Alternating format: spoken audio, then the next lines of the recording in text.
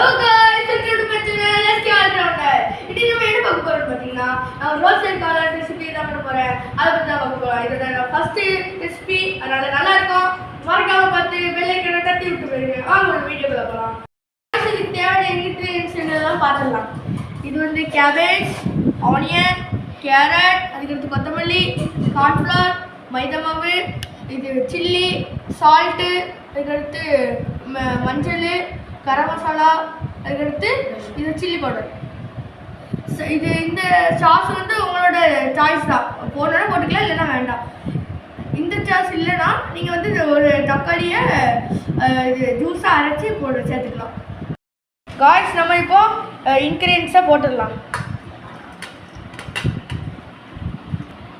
Guys மைதா மாவு வந்து இது இந்த மாதிரி எதை ஸ்பூனாக இருந்தாலும் பரவாயில்ல, 4 ஸ்பூன். ஓகே, 1 2 3 4.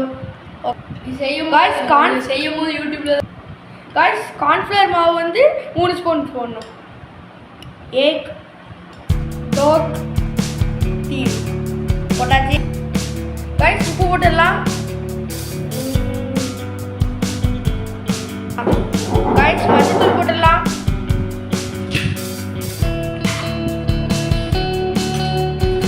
இப்போ சில்லி பவுடர் போட்டுடலாம்.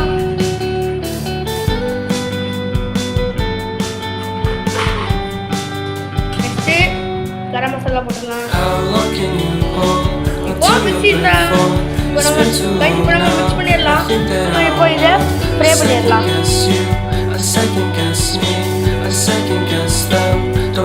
இந்த மாதிரி பொரிச்சு எடுத்துக்கோங்க. இந்த மாதிரி சாப்பிட்டா பக்கோடா மாதிரி இருக்கும். ஆனால் இந்த மாதிரி செஞ்சுட்டு தான் நம்ம காளான் செய்யணும்.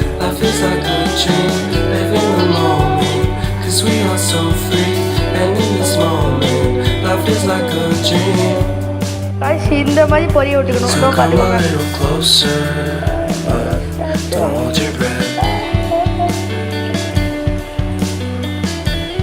1 ஸ்பூன் எண்ணெய் ஊற்றிருக்கோம். இப்போ வெங்காயம் போட்டுடலாம். பேஸ்ட்டு 1 ஸ்பூன் வணக்கி விட்டுக்கலாம். காய்கறி இது பச்சை மிளகாய் 2,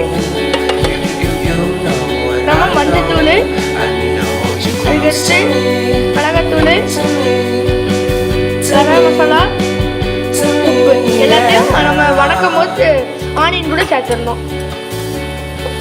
அப்படியே நம்ம வந்து நல்லா போட்டு வணக்கிடணும். ஸ்லோவில் தான் வைக்கணும். காய்கறி காய்ச்சி இப்போ நம்ம சாஸ் ஊற்றிடலாம். நான் சொன்ன அப்பவே சொன்ன மாதிரி தான்.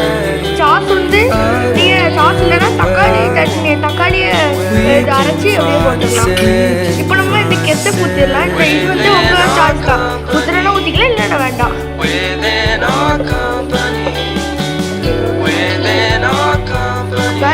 நம்ம இப்போ கார்ன்ஃப்ளவர் மாவில் தண்ணி கலந்து 2 ஸ்பூன் எடுத்துட்டு வாட்டர் மிக்ஸ் பண்ணிவிட்டு 1 ஸ்பூன் நம்ம ஊற்றிடணும்.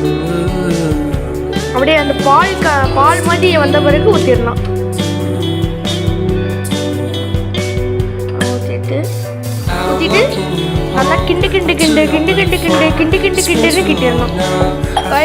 இப்போ என்ன கொஞ்சம் வாட்டர் ஆட் பண்ணிவிட்டு நம்ம அந்த ரெசிபியை போட்டுற வேண்டியது. நம்ம பொரிச்சு வச்சதை போட்டுற வேண்டியதான். காய்ஸ் நம்ம இப்போ ரெசிபியை போட்டுடலாம்.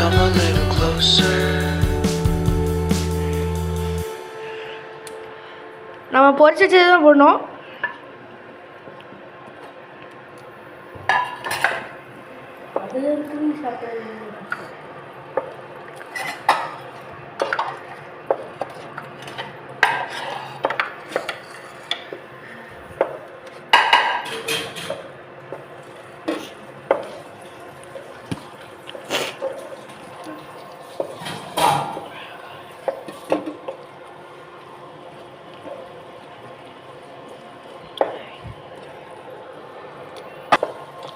காய்ஸ் காரம் தூக்கலாக இருக்குது, உப்பு கம்மியாக இருக்குது அப்படின்னு சொல்ல நம்ப மாட்டீங்க. எல்லாமே பர்ஃபெக்டாக இருக்குது. காய்ஸ் அவ்வளோதான், குக்கிங் முடிஞ்சு. நம்ம இப்போ பவுலில் மாற்றிட்டு இது மேலே டாப்பிக்ஸ்லாம் போட்டு ரெடி பண்ணிடலாம். காய்ஸ் இதுதான் நம்ம கடைசியாக போட போகிற டாப்பிக்ஸ். அது என்னதுன்னா கேரட்டு, கொத்தமல்லி, ஆனியன். இப்போ நம்ம போட்டுடலாம்.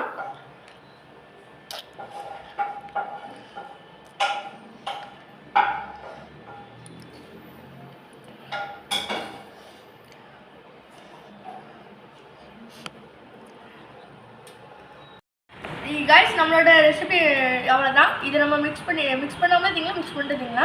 இது பாருங்க. இதோட இந்த வீடியோ ஓவர். பாய்.